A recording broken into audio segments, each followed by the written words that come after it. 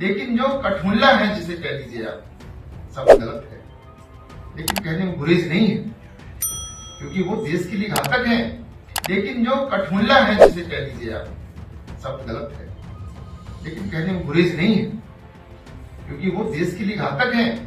अगर ऐसा भाषण जज दे सकता है, वो भी हाई कोर्ट का जज, तो सवाल ये उठता है कि ऐसे लोग अपॉइंट कैसे होते हैं। और हम जल्द ही जल्द मेंबर ऑफ पार्लियामेंट मिलेंगे और हम जज साहब के खिलाफ एक इम्पीचमेंट मोशन लाएंगे, क्योंकि राजनीतिक आपको बयान नहीं देना चाहिए, देना ही नहीं चाहिए। लेकिन ये तो कहीं आगे चले गए। ये तो भड़काऊ बयान है, ये तो नफरत का बयान है। This is hate speech in every sense of the word. तो अगर एक पॉलिटिशियन को ऐसा बयान नहीं देना चाहिए, नेता को ऐसा बयान नहीं देना चाहिए, तो जज कैसे बयान दे रहे हैं? अगर ऐसा भाषण जज दे सकता है, वो भी हाई कोर्ट का जज, तो सवाल ये उठता है कि ऐसे लोग अपॉइंट कैसे होते हैं। सवाल ये भी उठता है कि ऐसे लोगों को हिम्मत कैसे होती है कि ऐसे बयान दें। सवाल ये भी उठता है कि पिछले 10 साल में ऐसा क्यों हो रहा है। आपको मालूम है, और ये बात सभी जानते हैं, कि कलकत्ता के जज भी कुर्सी पे बैठ के, हाई कोर्ट की कुर्सी पे बैठ के कुछ ऐसे फैसले करते थे और तुरंत उसके बाद रिजाइन करके भाजपा में शामिल हो गए और अब मेंबर ऑफ पार्लियामेंट हैं। तो मैं समझता हूं दो बातें। पहली बात कि सुप्रीम कोर्ट को इस संदर्भ में ठोस कदम उठाना चाहिए। मैं मानता हूं कि सुप्रीम कोर्ट को यह पावर है कि ऐसे शख्स को उस कुर्सी पे बैठने की इजाजत नहीं होना चाहिए, और जब तक वो वहां है उसके आगे कोई केस नहीं जाने चाहिए। दूसरी बात, मैंने कुछ सहयोगी लीडरों से चर्चा की है। मैंने दिग्विजय सिंह जी से, विवेक तनखा जी से, जावेद अली साहब से जो समाजवादी पार्टी के हैं, मोहन झा साहब से जो आरजेडी के हैं, जॉन ब्रिटास साहब से जो सीपीएम के हैं, और उनसे चर्चा हुई है। और हम जल्द ही जल्द मेंबर ऑफ पार्लियामेंट मिलेंगे और हम जज साहब के खिलाफ एक इम्पीचमेंट मोशन लाएंगे। कोई और रास्ता बचा नहीं। पिछले कई सालों से हम देख रहे हैं कि जिस तरह से न्याय की प्रणाली में खोट सा फैल रहा है। जो मैं बयान दे रहा हूं, not in my capacity as president of the Supreme Court Bar Association, but as my capacity as a citizen of this country who believes in the Constitution, who believes in the rule of law, and who believes passionately in the independence of the judiciary.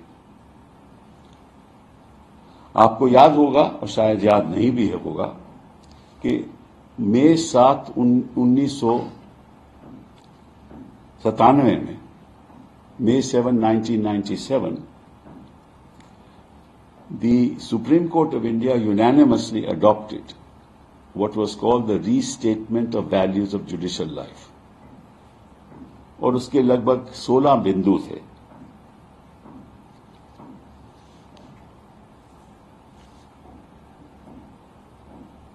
और पहला बिंदु ये था कि note any official or personal act of a judge in the Supreme Court or the High Court which tends to destroy this perception should be avoided. क्या perception? कि the conduct and behavior of member of the judiciary must reaffirm the public's confidence in the impartiality of the judiciary. मतलब कि अगर कोई भी ऐसा आप personal काम करो, पर्सनल बयान दो या कॉन्डक्ट हो आपका पर्सनल, तो वो संदेश नहीं जाना चाहिए कि मैं कोई पक्षपात में बिलीव करता हूं, और अगर ऐसा कोई करता है तो वो जुडिशियल लाइफ के जो बिंदु हैं उसका उल्लंघन कर रहा है। साथ साथ में ये उन्होंने कहा, a judge is expected to speak his own judgments. He should not give interviews to the media. ये तो भाषण दे रहे हैं, ये तो जैसे एक पॉलिटिशियन है कि आगे क्या होना चाहिए और इनकी सोच क्या है, अल्पसंख्यकों के बारे में सोच क्या है, मुस्लिम कम्युनिटी के बारे में, उनके बच्चों के बारे में सोच क्या है।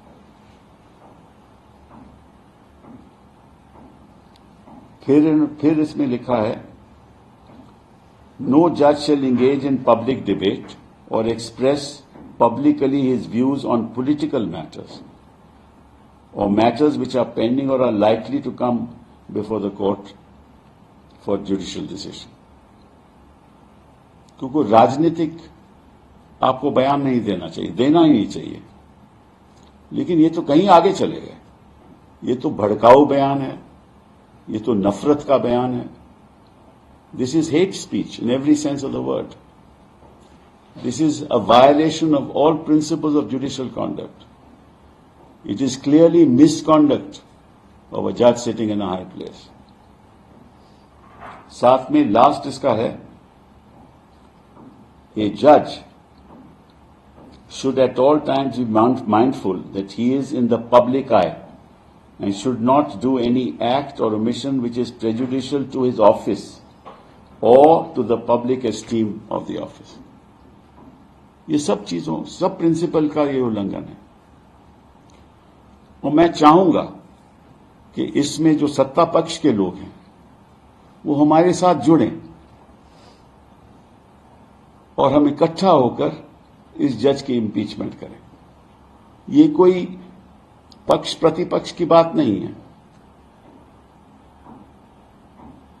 क्योंकि पार्लियामेंट भी चाहती है और ये संविधान कहता है कि हमारी जुडिशरी इंडिपेंडेंट होनी चाहिए। तो मुझे पूरा विश्वास है कि प्रधानमंत्री जी, हमारे गृह मंत्री जी, हमारे जो सत्ता में बैठे हुए हैं जो मंत्री लोग हैं और सत्ता में बैठे हुए जो मेंबर ऑफ पार्लियामेंट हैं, वो भी हमारा साथ देंगे। क्योंकि अगर वो साथ नहीं देंगे तो ऐसा लगेगा कि वो जज के साथ है, तो वो भी संदेश सही नहीं होगा। क्योंकि इसमें कोई मतभेद की बात नहीं होनी चाहिए। जो ऐसा बयान तो कोई कर ही नहीं सकता। कोई एक, मैं समझता हूं कि कोई पॉलिटिशियन भी नहीं कर सकता। तो अगर एक पॉलिटिशियन को ऐसा बयान नहीं देना चाहिए, नेता को ऐसा बयान नहीं देना चाहिए, तो जज कैसे बयान दे रहे हैं? और मैं चाहूंगा और मैं अपील करता हूं प्रधानमंत्री जी से कि सत्ता पक्ष के लोग भी इसमें जुड़ें और जल्द से जल्द इस जज के खिलाफ कार्रवाई करें, इनकी इम्पीचमेंट करें, ताकि ये संदेश सबको जाए कि वी विल नॉट टॉलरेट जजेस of this nature in this country sitting anywhere. दूसरी बात, अब सुप्रीम कोर्ट के कोलिजियम को गौर करना चाहिए